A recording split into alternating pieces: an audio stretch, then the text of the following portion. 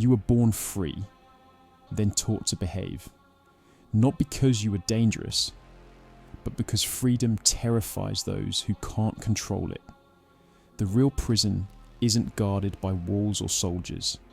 It's guarded by comfort, by approval, by your own fear of standing alone. Most people never escape it because they don't even know they're inside. No one told you the bars were invisible. Beliefs you never questioned, rules you never agreed to, fears that never belonged to you. You're not in a cell. You're in a pattern. A mental architecture built so beautifully, you call it safety. They don't have to lock the door. You'll stay inside on your own, because the outside feels uncertain. That's how minds are captured. Not through force, but through familiarity. Your comfort zone isn't peace. It's a contract. You trade potential for predictability and call it stability. The prison starts small. A voice telling you to be realistic. A teacher marking you down for thinking differently. A parent warning, don't stand out too much. Brick by brick, your edges get rounded off. Every wild thought is labelled dangerous. Every question becomes rebellion. So you learn to hide the parts of yourself that scare others. The curious, the loud, the creative, the strange. You trade them for acceptance. You become polite, predictable, safe, and people applaud you for it. But here's the truth. Safety isn't freedom. It's sedation. The moment you confuse comfort with peace, you've built your own cage. Every time you avoid conflict to stay liked, you tighten the bars. Every time you silence truth to keep harmony, you weld another lock. The system doesn't even need to punish you. Your mind does it for them. You tell yourself, I can't. I'm not ready. I'll do it later. And the cell door clicks shut from the inside. Every excuse you repeat becomes a wall. Every maybe later is another lock you tighten on yourself. But some part of you remembers, a faint pulse under all the noise, the voice that says, this isn't me.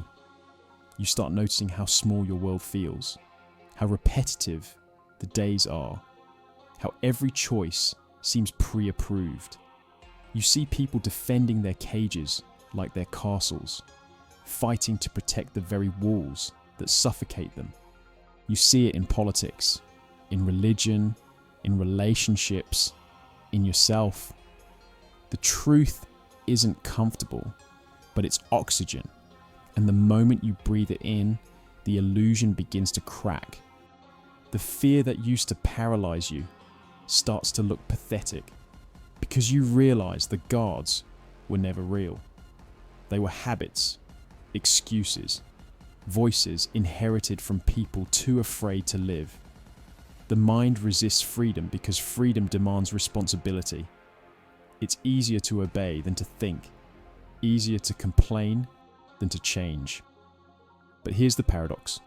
You built the prison, which means you can also dismantle it. The first sign of awakening isn't happiness, it's discomfort. Growth starts the moment safety starts to feel like suffocation. Freedom doesn't start when the world changes. It starts when your perception does. You don't need to burn the system down. You just have to stop worshipping it. The mind is a mirror. It reflects whatever you give power to. When you feed it fear, it paints bars. When you feed it awareness, it draws doors. Every time you question your automatic thoughts, you loosen a lock. Every time you choose discomfort over safety, you push the door open. And when you finally step outside, you realize the prison never existed. Only belief did. Freedom isn't found. it's remembered. The key has been in your hand the entire time. The courage to think for yourself. The world will still try to pull you back. They'll call you arrogant, delusional, difficult. That's how slaves react to someone walking free. Don't hate them. Just keep walking, because freedom isn't loud. It's silent. It's the quiet confidence of knowing that no one owns your mind anymore. You were never meant to live inside walls. Not physical, not mental, not emotional. The real prison was built inside your head, and now you know the way out. You don't need permission to walk free. You just need to stop asking for it.